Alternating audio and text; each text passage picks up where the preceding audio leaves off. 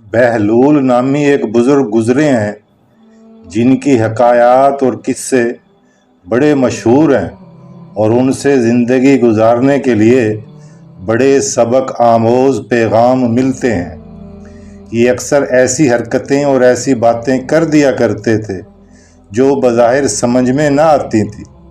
بھوک لگتی تو بھری مجلس میں کچھ لے کر کھانا شروع کر دیتے، نیند آتی تو چاہے کوئی امیر ہو یا غریب پاس بیٹھا ہو یہ پاؤں پھیلا کر لیٹ جاتے۔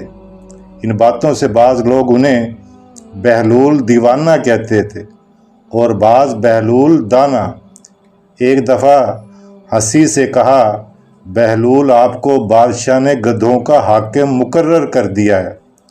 فرمایا، پھر یہیں بندھے رہو، یعنی تم بھی گدھے ہو۔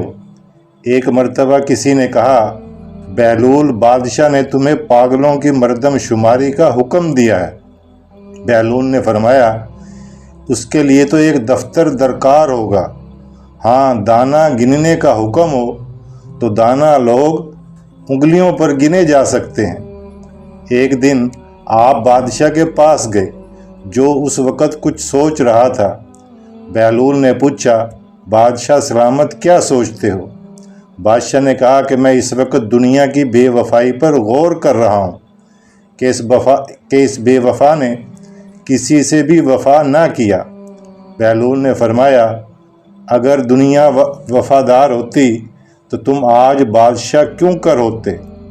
بس اس قصے کو جانے دو اور کچھ اور سوچو۔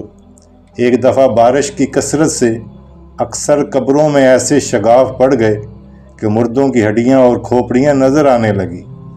بہلول قبرستان میں چند کھوپڑیاں سامنے رکھے دیکھ رہے تھے کہ اتفاقاً بادشاہ کی سواری بھی وہاں آ نکلی۔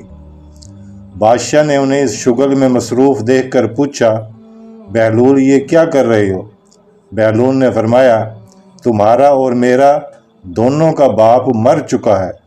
میں اب یہ دیکھ رہا ہوں کہ تمہارے باپ کی کھوپڑی کون سی ہے اور میرے باپ کی کون سی۔ بادشاہ نے کہا، کیا مردہ امیر اور غریب اور شاہ و گدھا کی ہڈیوں میں بھی کچھ فرق ہوا کرتا ہے کہ تم انہیں پہچان لو گے؟ بہلول نے کہا، پھر 4 دن کی جھوٹی نمود و نمائش پر اکثر لوگ مغرور ہو کر غریبوں کو حقیر کیوں سمجھتے ہیں؟ بادشاہ قائل ہو گیا اور اس دن سے حلیمی اختیار کر لی۔ ہمیں بھی چاہیے کہ ہم یہ 4 دن کی زندگی جو ہے پیار محبت کے ساتھ گزاریں، دوسروں کی احساس کر کے اس زندگی کو گزاریں تاکہ اس زندگی میں بھی کامیاب ہوں اور جو آنے والی اصل زندگی ہے اس میں بھی کامیابی ملے۔